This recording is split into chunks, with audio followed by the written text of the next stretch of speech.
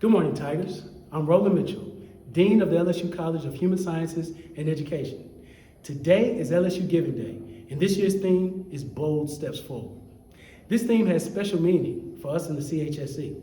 I'm standing in the nearly fully renovated Huey P Fieldhouse.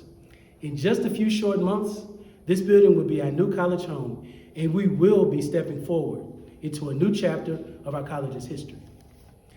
Just imagine the students who will soon take these halls and who will study and mingle in the gorgeous ballroom behind me, who will learn in the world-class laboratories and classrooms we've added to this historic building.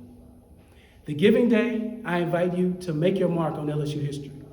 Consider giving $19.32 because 1932 was the year that the Huey P. Long Fieldhouse opened on campus, serving as LSU's first student union.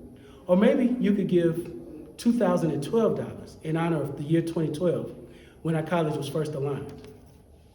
No gift is too small, as it will benefit the college's restoration fund or one of our scholarship funds. Your gift will enable our college to meet the immediate and emerging needs of our students and make it possible for them to have cutting-edge equipment and experiences in this new facility.